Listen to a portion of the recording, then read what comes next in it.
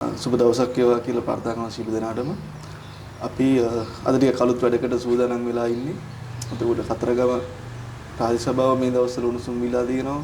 එක එක පැතිවලින් විවිධ අපේක්ෂකයෝ තරඟ කරන්න සූදානම් වෙලා ඉන්නවා. ඉතින් මාධ්‍යවේදියෙක් හැටියට මටත් හිතුණා මේගොල්ලන්ට අවස්ථාවක් දීලා මේගොල්ලෝ ගම හදන්නේ කොහොමද? ඒක සමාජගත කරන්න. ඒගොල්ලන්ගේ දැක්ම මොන වගේද? ඉතින් අද අපිත් එක්ක එකතු වෙලා ඉන්නවා කණ්ඩායම් නායකයෙක් ලක්ෂිත සමරනායක මහතා. අපි එතුමාට අවස්ථාව දෙමු. කොහොමද එතුමා දේශපාලනය ප්‍රවේශ වෙන්නේ? මොනවාද එතුමාගේ තියෙන දැක්ම? කොහොමද කතරගම හදන්නේ කියලා අවස්ථාව දෙනවා දැන් එතුමාට මේ වැඩසටහනේ අදහස් දක්වන්න. බොහොම ස්තුතියි සන්දිම. විශේෂයෙන්ම දයාසිස්පා පළාත් පාලන මැතිවරණය ජාතික නිදහස් පෙරමුණ අපේ මොණරාල් දිස්ත්‍රික්කයේ නායකයා වශයෙන් ඒ වගේම කතරගම කණ්ඩායම් නායකයා වශයෙන් අපි බොහොම සැලසුම් සහගතව සහ මිනිසුන් දිනවන කතරගම ජනතාව දිනවන ප්‍රතිපත්තියක් එක්ක මේ දේශපාලන පිටියට දේශපාලන මැතිවරණ පිටියට අපි අවතීර්ණ වෙලා තියෙනවා. විශේෂයෙන්ම කියන කැමති ජාතික නිදහස් පෙරමුණ රටේ වක්කියුතු පක්ෂයක් විදිහට රටේ ජාතික ප්‍රශ්නවලදී රට වෙනුවෙන් හිටගත්තු රට ජාති වෙනුවෙන් සම්බුදු ශාසනය වෙනුවෙන් හිටගත්තු පක්ෂයක් විදිහට අපි මේ කතරගම කියන්නේ සුවිශේෂී ස්ථානයක්. මම හිතන්නේ කතරගම කියන්නේ සියලුම ජනතාව එකතු වෙන සියලුම ආගමික සියලුම ජාතීන් වල ජනතාව එක්කාසු කරන පොදු පහන් පැලක් වගේ සර්වාගමික මධ්‍යස්ථානයක්. ඒ නිසා මේ කතරගම පළාත් පාලන මැතිවරණය සහ කතරගම ජනතාවගේ සිතුම් පැතුම් අපි හොඳට කාලයක් තිස්සේ අධ්‍යයනය කරලා තිනවා.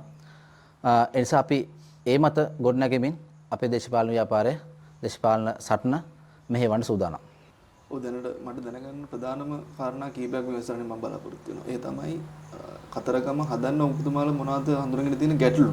සාමාන්‍යයෙන් අපි කරන්නේ ප්‍රශ්නයක් ඉස්සෙල්ලා විසඳුමක් හොයන්න ඕනේ. හැමෝම මේ දවස්වල කතාන්නේ ප්‍රශ්න ගැන විතරයි. හැබැයි මොනවද ඔයගොල්ලෝ ගැන තියෙන විසඳුම් මේ ගමේ සංවර්ධනයට වේවා, ගමේ රැකියාව හදන්න වේවා, මොනවා හරි ශේෂ්ත්‍රයකට කොහොමද දැක්ම තියෙන ඔබතුමාලේ පක්ෂේ? අනිවාර්යයෙන්ම සම්දිම අපි බොහොම සැලසුම් සහගතව සහ මම ඒ වගේම මගේ විශ්වවිද්‍යාලයේ කතිකාචාර්යවරු ආචාර්යවරු ඒ වගේම මගේ හිතවත් ප්‍රදේශයේ සහ ප්‍රදේශෙන් පිට විද්වත් පිරිස් සම්බන්ධ කරගෙන අපි ඒක සම්දිම මේ ප්‍රොපගැන්ඩා එකක් නෙවෙයි පොලිසිස් අපි කරන්නේ. ඒ කියන්නේ කෙනෙකුට පුළුවන් අපි ගා තියෙන්නේ උපාය මාර්ග සැලසුමක්. ඒ කියන්නේ අපිට දෙයක් කරනවා නම් කරන්නේ කොහොමද කියන සැලැස්මත් එක්ක තමයි අපි ජනතාව ඉදිරිපත් කරන්නේ. මොකද හැමදාම හැමෝම ප්‍රතිපත්ති ඉදිරිපත් කරා. අපි දන්නවා ජනාධිපතිවරණ වේවා, මහා මැතිවරණයක වේවා, ඕනෑම මැතිවරණයක ප්‍රතිපත්ති මිනිස්සු ඉදිරිපත් කරන දේශපාලන පක්ෂවල. නමුත් එයාලගේ ප්‍රතිපත්ති ජයග්‍රහණයෙන් පස්සේ කුණු කූඩට යනවා. අපි එහෙම නෙවෙයි. අපි කතරගම ජනතාවට සැලැස්මක් ඉදිරිපත් කරලා තියෙන ප්‍රතිපත්ති රාමුවක් එක්ක උපාය මාර්ගව මේ ප්‍රතිපත්ති බොරු නෙමෙයිද? නෑ. මේක උපාය මාර්ගව කරන විදියත් එක්කම අපි මේ සැලැස්ම ඉදිරිපත් කරලා තියෙනවා. ඒ කියන්නේ අපි කිමු උදාහරණයක් විදිහට අපි කීපයක් අපි මේ වෙලාවේ ගත්තොත් අපි ප්‍රතිපත්ති ප්‍රකාශය තියෙනවා. අපි උපාය මාර්ග සැලැස්ම තියෙනවා. අපි එකක් තමයි හැම කොට්ටාශයකම දූ දරුවන්ගේ අධ්‍යාපනය වෙනුවෙන් අධ්‍යාපන සම්පත් මධ්‍යස්ථානයක් හැම කොට්ටාශයකම අපි ආරම්භ කරන්න බලාපොරොත්තු වෙනවා. උදාහරණයක් විදිහට කොට්ටාශයට එක අධ්‍යාපන සම්පත් මධ්‍යස්ථානයක් වගේන අපි ඒක කරන්නේ කොහොමද? ඒක කරන්නේ අපි දන්නවා ඒකට හේතුව මොකද්ද? ඒක කරන්නේ. ඒක තමයි කතරගම හැම පවුලකම කතරගම ලංකාවේ හැම පවුල කුටුම්බයකම ටියුෂන් වියදම අපි දන්න රුපියල් දරුවෝ දෙන්නෙක් ඉන්න අවම වශයෙන් දරුවෝ දෙන්නෙක් ඉන්න ගෙදරක වුණත් ටියුෂන් වියදම රුපියල් 15000 පයින්නවා. අපි දන්නවා. ඒ නිසා රජයකට කරන්න අපහසු වෙන්න පුළුවන්. නමුත් අපිට පුළුවන් ගමේ ජනතාවගේ ඒ දෙමව්පියන් කියන ටියුෂන් බර සභාව හරහා අපි නිදහස් කළ යාර්ථය ගොඩනගන්න. නිසා අපි හදලා තියෙන දැනටමත් මගේ වසමේ මා කොට්ටාශේ අධ්‍යාපන සම්පත් මධ්‍යස්ථානයක් ඉදිවෙමින් පවතිනවා. ඒ මැතිවර පොරොන්දුවක් නෙවෙයි. අපි මේ කාලයක් තිස්සේ අවුරුදු 5ක් තිස්සේ මේ අපි පදනමක් පිහිටවගෙන අපි දේශපාලනයෙන් තොරව අපි ගමට දෙයක් කරනවා. නමුත් අපි ඉදිරියේදී වසම් පහේම අපේ පාලනයක් යටතේ කතරගම ප්‍රාදේශීය සියලු දරුවන් නොමිලේ අධ්‍යාපන නිදහස් අධ්‍යාපනය අපි නොමිලේ ලබා දෙන කතරගම සහ ප්‍රදේශීය අවර තියෙන දක්ෂ ගුරුවරු සම්බන්ධ කරගෙන. ඒතර අධ්‍යාපනයේ පැත්තේ මොනවද වෘත්තිකයන්ට ඔබතුමාලගේ සභාවක් පිහිටුවට පස්සේ ජනතාවට ලැබෙන්නේ? ඔව් අපි උදාහරණයක් වශයෙන් අධ්‍යාපනය ගැන කතා කරේ. ඒ වගේම සම්දිම වෘත්තිකයන් ඊට පස්සේ අපේ ගමේ ඉන්නවා ස්වයං රැකියා නියුක්තිකයන්. ඉතින් ලොකු ප්‍රශ්නයක් නේද සමාජලාට ඕලෙවල් ඒ-ලෙවල් ලිව්වට පස්සේ කොටසයිනේ අපි ගමෙන් පිට යන්නේ. හැබැයි බහුතරයක් ගමේ රැඳෙන ප්‍රවණතාවයක් තියෙනවනේ. දැන් ඒකට මොන වගේ යෝජනාද ඔබතුමාලා කරන්නේ? අනිවාර්ය සම්දිම අපි දන්නවා මේ කතරගම කියන්නේ පාසල් අධ්‍යාපනය හැර ගියාට පස්සේ අපි දන්නවා අපේ දරුවෝ විවිධ මේ විෂමාචාරවල මේ කතරගම කියන්නේ හැම රටවල් වලින් ප්‍රදේශයෙන් විතරක් නෙවෙයි කතරගම විතරක් නෙවෙයි ලංකාව විතරක් නෙවෙයි ලෝකේ හැම සංස්කෘතියක්ම ගැට ගැහිච්චාන මම මුලින් කිව්වේ අර මේක සර්ව ආගමික මධ්‍යස්ථානයක් කියලා පහන් පෙළක්. ඒ නිසා හැම සංස්කෘතියක්ම හැම ජාතියක්ම හැම දෙයක් අපි කියමු විෂමාචාර ක්‍රියාවක් වුණත් විෂමාචාර දේවල් ඉතාමත් වේගයෙන් ව්‍යාප්ත වෙන්න පුළුවන් බීමක් තමයි කතරගම කියන්නේ. ඒ නිසා පාසල හැරගිය දරුවාට ඒ ලෙවල් වලට උසස් පෙළට විභාගයට මුහුණ දෙන්න සුළු පිළිසක් නම් ඉතුරු දරුවන්ගේ කවුද කතා කරන්නේ කොහෙද යන්නේ අපි දකිනවා විවිධ මද්ද්‍රව්‍ය වලට ඇබ්බැහි වෙලා විවිධ සමාජ විෂමාචාර වලට ඇබ්බැහිලා ඒ දරුවන් එතෙන්ට ඇබ්බැහි වෙන්න වරදුනේ කොතෙන්ද අපි ඇත්තටම බලන්න ඕන මේ වෙලාවේ කකුල ලිස්සලා බැටුණු තැන නෙවෙයි එතන ලිස්සන්න හේතුව මොකක්ද උනේ කියලා. නිසා අපි අදහස් කරනවා වෘත්තීය පුහුණු මධ්‍යස්ථාන කතරගම ප්‍රාය සභාව හරහා විශේෂම කතරගම තියෙන වැසී ගිය කර්මාන්තශාලා අපි දන්නවා 89 92 ඒ කාලවල ලෝහා කර්මාන්ත පුනරුදයක් ඇති වෙච්ච කාලවල පවා තිබිච්ච කර්මාන්තශාලා අද බිල්ඩින් අද තියෙනවා කිසිම ප්‍රයෝජනයක් ගන්න නැතුව අද අභාවයටපත් වෙලා තියෙනවා. නමුත් ඒ වයින් අපිට පුළුවන් කර්මාන්ත ආරම්භ කරන්න ගමේ ප්‍රාය සභාව හරහා සම්පත්දායකතු වෙන. ඒතර අර පාසල හැරගිය දරුවා ඒ කර්මාන්ත ශාලා වෘත්තීය සුසුකමකට රැකියාවකට යොමු කිරීම මගින් ඔහු සමාජ විෂමාචාර නොකරන ඔහු හොරෙක් නොවන ඔහු සයන්ව නැගිටින ඔහු වෙනුවෙන්ම කියන්නේ ඔහුගේ ආර්ථිකය සකසා ගන්න සහ සමාජයට වඩදායි පුද්ගලයෙක් බිහි කරන්න අපිට පුළුවන්. නිසා අපි සියලු කර්මාන්ත වසම් වශයෙන් හඳුනාගෙන කොට්ටාශ වශයෙන් හඳුනාගෙන ඒවා පණ ගන්වමින් රටේ අර ප්‍රදේශයේ දූ දරුවන්ගේ පාසල් හැරගිය දූ දරුවන්ගේ වෘත්තීය අයිතිවාසිකම සහ පාසල හැරගිය දූ දරුවන් ආරක්ෂණ වැඩපිළිවෙලක් විතර අපි ඉෂ්ට කරන්න සූදානම්. එතකොට ඊළඟට මම දැනගන්න කැමතියි කොහොමද දැන් වෘත්තිකයන්ට දැන් ඔබතුමා කියනවා වගේ අධ්‍යාපන එක පැත්තෙන් එනවා එතකොට කර්මාන්ත ශාලායි තියෙනවා. එතකොට මොන වගේ කර්මාන්තද සාමාන්‍යයෙන් මෙතනට ගැලපෙන්නේ සහ ඔයගොල්ලෝ අඳුරගෙන තියෙනවද මෙන්න මේ වගේ කර්මාන්තයෙන් මේ සුදුසුයි දැන් උදාහරණ සංචාරක කර්මාන්තය වේවා විවිධ කර්මාන්ත තියෙනවා කර්මාන්තකුම් පොදුවේ කතරගමට ගැලපෙන්නේ මොකද්ද ඔබතුමාලා තෝරගෙන තියෙන්නේ? අපි මෙහෙම විශේෂම නහර. විශේෂයෙන්ම අපි මෙහෙම උදාහරණයක් ගමු. අපි බලනවා කතරගම පූජා නගරේ අපි මාසයකට අපි බලමුකෝ රස කැවිලි නිෂ්පාදනය හිතමුකෝ. අපි කියමු රස කැවිලි නිෂ්පාදනය අපි රස කැවිලි නිෂ්පාදනය මොකද කරන්නේ අපේ ව්‍යාපාරිකයෝ ඉන්න කඩවල් තියෙනවා කෙල්ල කතරගම නගරේ තියෙන කතරගම පූජා භූමිය තියෙනවා හැම තැනම අපි රස කැවිලි නිෂ්පාදනය අලෙවි කරනවා. අපි දන්න අපි නිකන් දල ආදායම් බැලුවොත් සුද්ධ ආදායම් අපිට අපේ ව්‍යාපාරිකයෝ ලක්ෂ ගානක කෝටි ගානක රස කැවිලි අලෙවි කරනවා. හැබැයි ඔවුන්ට එන්නේ සුළු ලාභයක් විතරයි. ඒ නිෂ්පාදකයෝ කොහෙද ඉන්නේ? ඒ නිෂ්පාදකයෝ ඉන්නේ කතරගමෙන් පිට කොළඹ ප්‍රදේශය වෙන්න පුළුවන්, ගාල්ල වෙන්න පුළුවන්, මාතර වෙන්න පුළුවන්. එතකොට අපේ වෙලෙන්දට යන්නේ සුළු ලාභයක් විතරයි. ඒක නිෂ්පාදනය. ඒක අපිට නිෂ්පාදනය කරන්න බැරි. හඳුන් කුරු ටික අපිට නිෂ්පාදනය කරන්න බැරි. එක පොයක් වුණාම හඳුන් කුරු ලක්ෂ ගාණක් කතරගම දැල්ලලා පිච්චිලා යනවා. ඒකේ කතරගම මිනිස්සුන්ට ව්‍යාපාරිකයන් සොච්චම් ලාභයක් විතරයි. ඒ ලාභය ඒ නිෂ්පාදන ඉඳන් සියල්ලම යන්නේ පිටට. අපිට පුළුවන් ඒ රස කැවිලි නිෂ්පාදනය කතරගමට ආවේනික ස්වයං රැකියා ඒ කියන්නේ අපේ කතරගම නිෂ්පාදනය කරන්න පුළුවන් නිෂ්පාදන ආර්ථිකයක් හදන් මේ ගම සමෘද්ධිමත් කරන. ඒකට නායකත්වයක් ඕන, ඒකට දැක්මක් ඕන, ඒකට ශක්තියක් ඕන, ඒකට හොඳ දැනුමක් ඕන. නිසා අපි මේ පද්ධතිය ස්ථාපිත කරොත් මම හිතන්නේ ඒ අපිට ගලාගෙන අපි හම්බ කරලා අපි කෑ ගහලා විකුණන සල්ලි වලට සියලු මුදල් සම්භාරය ඒ මූල්‍ය වටිනාකම අපේ ගම ඇතුලේ ඉතුරු කරන්න පුළුවන් කියලා. එතකොට සමාජයේ ගොඩක් අයට මම හිතන්නේ හොඳ පිළිතුරක් ඒක.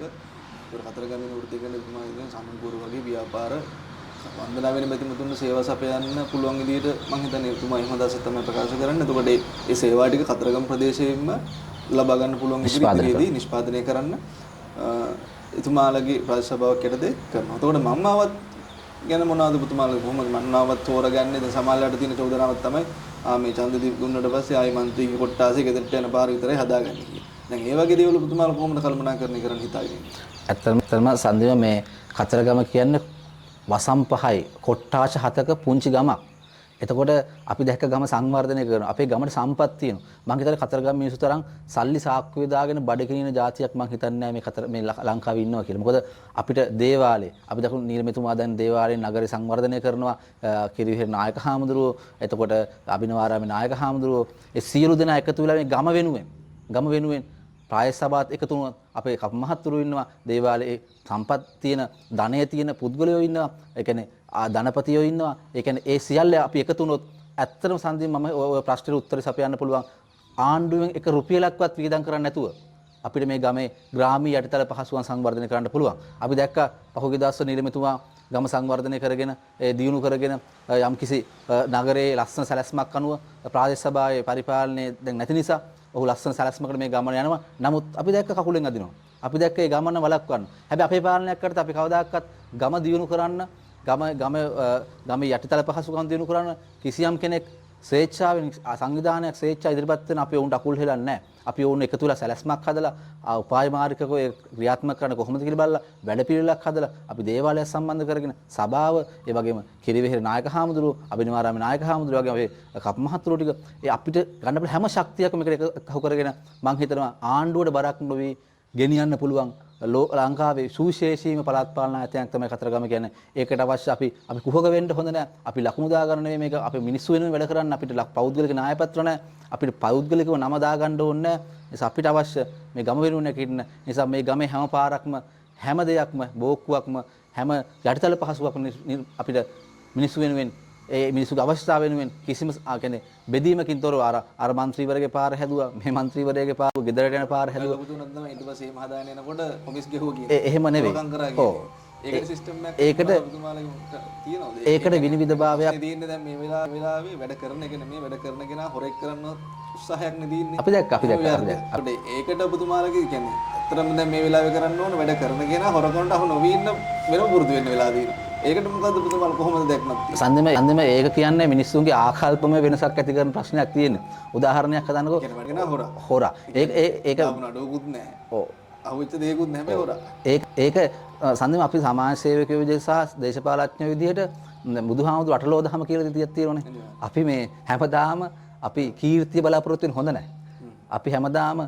ප්‍රශංසා බලාපොරොත්තු වෙන හොඳ නැහැ අපිට මිනිස්සු හොඳ කියන අපි එහෙම නායකයෝ නැහැනේ මේ ලෝකෙ හැමෝටම ලෝකෙ කිසිම නායකයෙක්ට බෑ අපි කියමු බුදුරජාණන් වහන්සේ කියමු ක්‍රිස්තුස් වහන්සේ කියමු මේ ලෝකෙ හැමෝම සතුටු කරන්න බෑ එක්කෙනෙකුට හැමෝම සතුටු කරන්න පුළුවන් නම් මේක එහෙම ලෝකයක් වෙන්න බෑ ක්‍රිස්තුස් වහන්සේ ජේසුස් වහන්සේලාත් බැලුණා හැමෝම සතුටු කරා බුදුන් වහන්සේලාත් බැලුණා මේ ලෝකෙ හැමෝම සතුටු කරා නිසා දේශපාලක වශයෙන් අපිට තෘප්තිමත් කරහැයි කොටසක් ඉඳලා අපි උදාහරණයක් විදිහට අපි වැඩක් කරනකොට අපිට චෝදනායි අපිට යෝජනායි නමුත් යෝජනා වලට චෝදනා එනවා. ඒ නිසා අපි වැඩ කරන්න ඕන අපි හෘද සාක්ෂිය උදාහරණයම තමයි සන්දි මම කියන්න ගියේ මේ රුවන්වැලි මහා සෑය හැදුවනේ දුටුගැමුණු රජතුමා.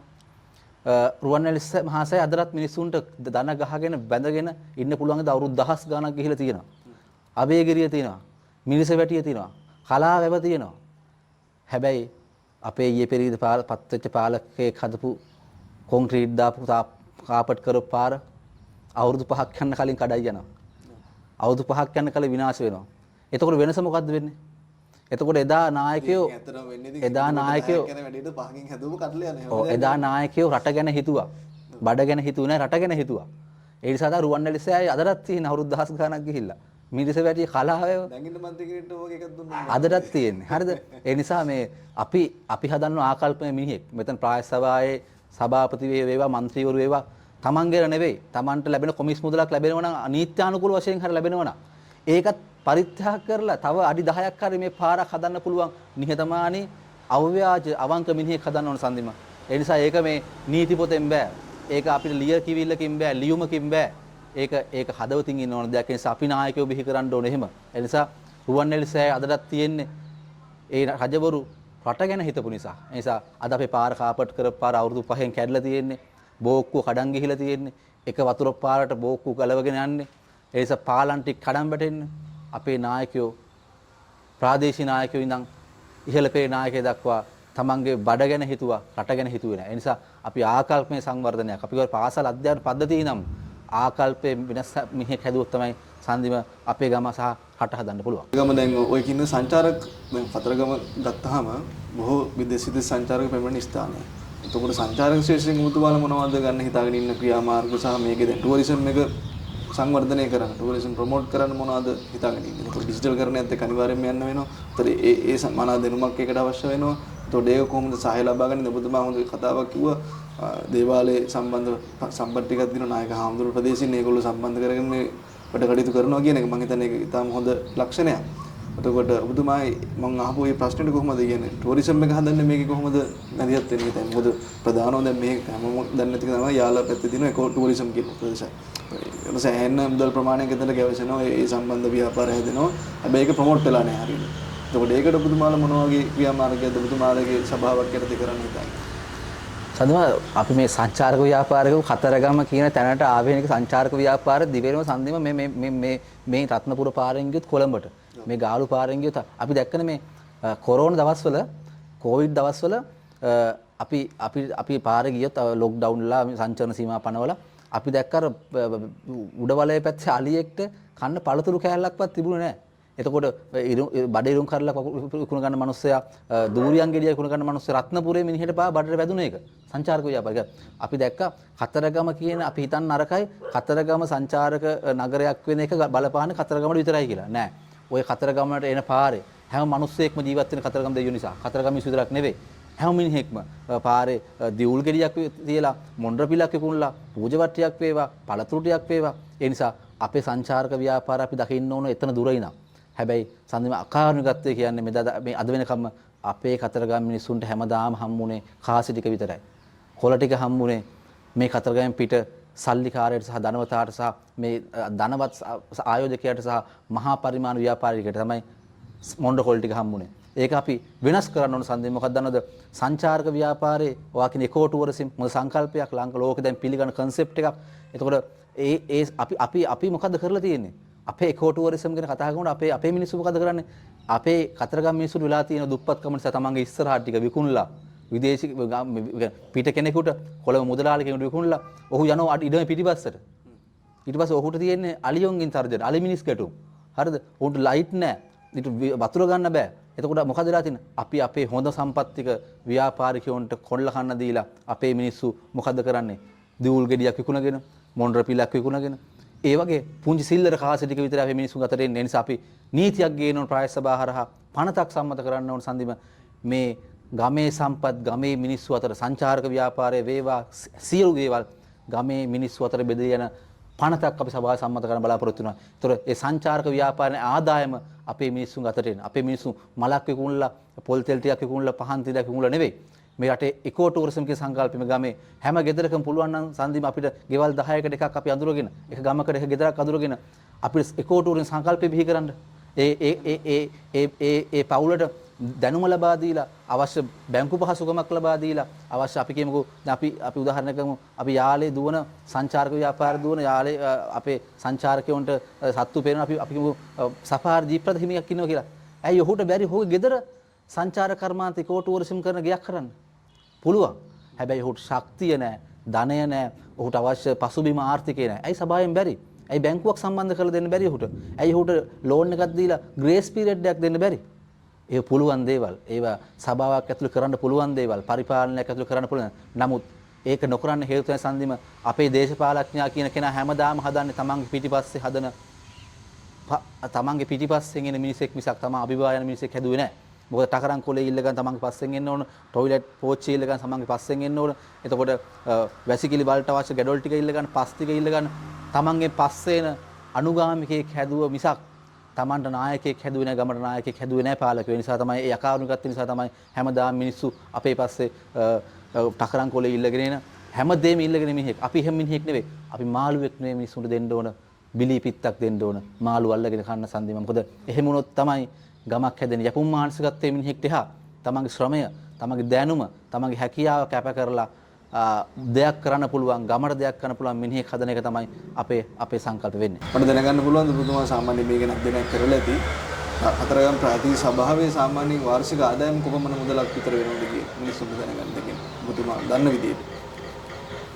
සන්දිම මම මෙතකයි කියලා අපි දන්න ඕනේ මේ විචල්යක්නේ. ඒ කියන්නේ අපි දැන් මාසික ආදායම අපිට කියන්න බෑ. මොකද පෙරහැර මාසය, අවුරුදු මාසය, වාර්ෂික දල ආදායම මෙතකයි කියලා මම කියන්න මට හරි ගාණක් කියන්න බෑ. ප්‍රායසභාවට තියෙන ආදායම මාර්ග මොනවද? ප්‍රායසභාවට තියෙන ආදායම මාර්ග සියලු කතරගම ප්‍රදේශයේ තියෙන ව්‍යාපාරික ස්ථාන වේවා ඒක පනද තියෙනවා. කතරගම ප්‍රදේශයේ යටත් සියලු දේවල් ප්‍රායසභාවේ ආදායම මාර්ග තමයි. එතකොට අපි කියමුකෝ මේ අපි දන්නවා ප්‍රායසභාවට ආදායම් මාර්ග ගොඩක් තිබුණා පොළ භූමියක් කියලා. හැබැයි ඒ ආදායම් ප්‍රායසභාවට එනවද කියන එක තමයි ප්‍රශ්නේ තියෙන්නේ. එතන තමයි මම එන්නේ. ඔව් හරිද. දැන් අහන්නේ ඒක එතකොට අපි කියන්නේ අපි ප්‍රායසභාවේ ආදායම් අපි කියමු අවුරුද්දට මිලියන් 2.5ක් කියලා උදාහරණයක්. හැබැයි ওই මිලියන් 2.5ද අපේ ආදායම.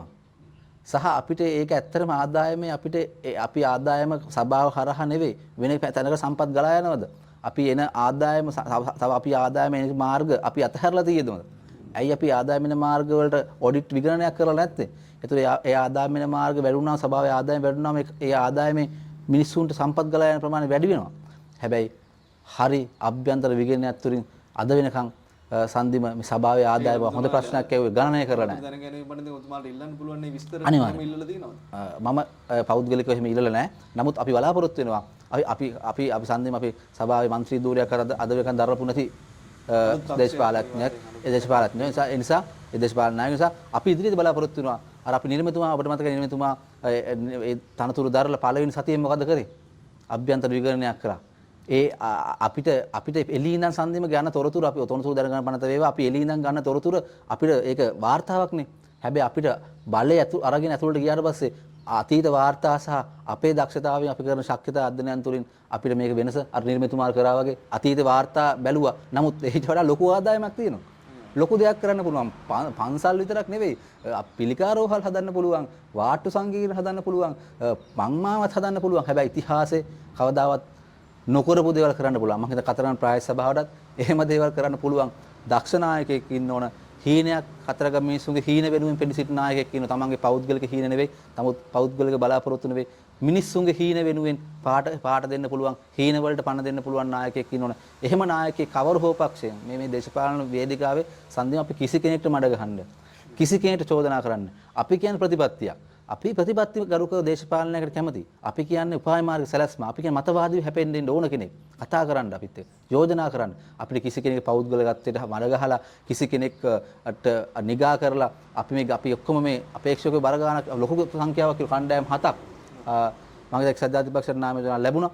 එතකොට මේ සියලු දෙනා බැලුවා අපේක්ෂකව 160ක් විතර ඉන්නවා. මේ ගමේම අපේක්ෂකව අපි අවිධානික අපේක්ෂකව ඉන්නේ. අපි කිසි කෙනෙක්ගේ හිත රිදවන්න නැතුව, කිසි කෙනෙක්ගේ පෞද්ගලික ජීවිත වලට හානියක් වෙන්නේ නැතුව, කිසි කෙනෙක්ගේ මඩ ගහන්න නැතුව මේ දේශපාලනය කරන්න ඕන. අපි කියන හැම පක්ෂයකට තමන්ගේ මතවාද ඉදිරිපත් කරන්න මිනිස්සු දැන් ඉස්සරහට බුද්ධිමත් මිනිස්සුන්ට සල්ලි දීලා ඡන්ද ගන්න පුළුවන් කියලා අපි හිතන්නේ නැහැ. ඒ නිසා මිනිස්සු මතවාදීව හරි තීරණයක් ගනි. අපි මැයි 6 වෙනිදාට මැයි 7 වෙනිදා එළියෙනකොට මිනිස්සු ගන්න තීරණේ කවර තීරණයක් වුණත් අපේ තීරණයට ගරු කරලා අපි ඔක්කොම එකතු වෙලා මේ ගම හදන වැඩේ පටන් ගන්න ඕන. මම හිතන්නේ අපි බලමු හැමෝටම ලක්ෂ්මී සමරනායක මහතාගේ කණ්ඩායමේ සතරගම් පළාත් සභාවට ආවට පස්සේ කරන දේවල් සහ එතුමාගේ දැක්ම ඔයගොල්ලන්ට තේරෙන්නේ නැති මොනවාද වගේ දැක්මක්ද මොන වගේ දෙයක්ද කරන්න හදන්නේ කියලා. ඉතින් අවස්ථාව දෙනවා මේක බලන ඕගොල්ලෝ අපේක්ෂකයෝ දැන් මම කතරගමමයි මේක නරඹන අනිවාර්යයෙන්ම. ඒතකොට ඒගොල්ලන්ට කියන්න දින පණිවිඩය මොකද්ද ඔබතුමාගේ දේශපාලන වශයෙන්? මේකට අවස්ථාව දෙනවා මම මේ වෙලාවේ.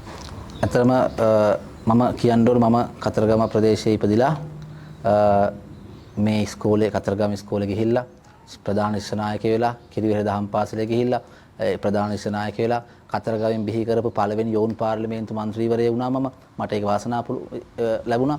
ඊට පස්සේ මට විශ්වවිද්‍යාල වරම් ලබා ගන්න පුළුවන්කම ලැබුණා කැලණි විශ්වවිද්‍යාලේ. ඊට පස්සේ දේශපාලන වේදිකාවේ මම දේශපාලන 2013 ඉඳන් දේශපාලනය කරා. උදේශාන්ත මන්ත්‍රීතුමාගේ පාර්ලිමේන්තු මන්ත්‍රීතුමාගේ ඒ දේශපාලන පක්ෂයත් එක්ක ජාතික නිදහස් පෙරමුණත් එක්ක අපි දේශපාලන කාලයක් කරා. මේ ගමේ අපිට පුළුවන් වුණා ඊට පස්සේ ඒ දේශපාලන ජාතික නිදහස් පෙරමුණට බැඳෙන්න. අපි ඊට පස්සේ අවසානයේ ජාතික නිදහස් පෙරමුණේ මොණරාල් දිස්ත්‍රික් නායකයෙක් වෙන්න මට පුළුවන්කම ලැබුණා. මම හිතන්නේ මේ වටිනාකම් හැම දෙයක්ම මට ලබා දුන්නේ මේ ගමේ මිනිස්සු. මම හිතන්නේ මම තනියෙන් ගත්ත ජයග්‍රහණයක් නෙවෙයි සම්දි මේක. ඒ හැම ජයග්‍රහණයක් පිටිපස්සේ අපි මිනිස්සුගේ නිදහස් අධ්‍යාපන සල්ලි වල ඉගෙන ගත්තේ. අපි ඉස්කෝලේ ඉගෙන ගත්තේ, තනතුරු වලට ගියේ. අපි යෞවන සමාජවල තනතුරු දැරුවා. අපි පාසල් සංවර්ධන සමිති වලද ආදීශ අපි මතකයි ඔබට අපි ආදීශ සංගම් හැදුවා. ඉතිහාසය නොකරපු ඇටයක් අපි කරා. ඉතිහාසය නොකරපු පාගම 89 වෙනි පාගමන අපි කරා. අපි මිනිස්සුන්ට දයක් කරලා පෙන්නලා තියෙන අපිට කරන්න පුළුවන් කියලා. ඒ නිසා අපිට ශක්තියක් තියෙන කියලා විශ්වාස කරනවා. මම හිතන්නේ මිනිස්සු මේ දේවල් අපිව විශ්වාස කරනවා නම් මිනිස්සුන්ට පෙරලා ශක්තියක් වෙන අපිට පුළුවන් කියලා සම්දි මම හිතන නිසා මම කියන්නේ අපිට පුළුවන් රැකියාවක් කරගෙන විශ්වවිද්‍යාලයෙන් අධ්‍යාපනයෙන් පස්සේ අපේ පෞද්ගලික දෙයක් කරගෙන අපිට ඉන්න පුළුවන්. නමුත් අපේ ඇඟේ ලේ ධාතුවක් දුවනවා. අපි ඉගෙනගත්තු දේ වෙනුවෙන් අපි මිනිස්සු අපිට කරපු දේවල් වෙනුවෙන් මිනිස්සු අපි ඔසවල තිබු තැනකට අපි පෙරලා ප්‍රතිඋපකාරයක් කරන්න ඕන කියලා. අන්නේ කැක්කුම නිසා ඒ තියෙන ආදරය නිසා ඒ අපි හදවතේ තියෙන බැඳීම නිසා තමයි මේ දේශපාලන ව්‍යාපාරයට සම්බන්ධ නිසා අපි ආදරණීය ජනතාවට කියනවා බුද්ධිමත් තීරණයක් ගන්න. අපිට හීනයක් තියෙනවා. ඒ තමයි ඔබේ හීනේ. ඔබේ හීනේ පාඩ කරන්න අපිට හීනයක් තියෙන මේ ගමේ ඉපදුණු මිනිස්සු වශයෙන්. ඒ නිසා අපිත් එක්ක අත්වැල් බැඳගත්තොත් අපි ඔක්කොම එකතු වෙලා මේ ඉතිහාසය වෙනස් කරන්න පුළුවන්. අර නිලමතුමා මේ දේවාලයේ ඉතිහාසය වෙනස් කරා, කතරගම ඉතිහාසය වෙනස් කරා, ඓතිහාසික සම්දිස්ථානයක් කරා වගේ අපි කතරගම ප්‍රායෝගික සභාව හරහා වෛරය වෙනුවට, සමාජ වෛරය වෙනුවට මෛත්‍රිය පතුරවලා සමාජ වෛරය වෙනුවට මිනිසුන්ට අපිට ඇත්ත කියලා දීලා, සත්‍ය පහදලා දීලා, යථාර්ථය තේරුම් කර දීලා ප්‍රබුද්ධ සමාජයක්, යහපත් සමාජයක්, දැහැමි ශික්ෂාකාමී ගුණකරුක සමාජයක් අපිට බිහි කරන්න පුළුවන් කියලා මම විශ්වාස කරන සම්දිමා.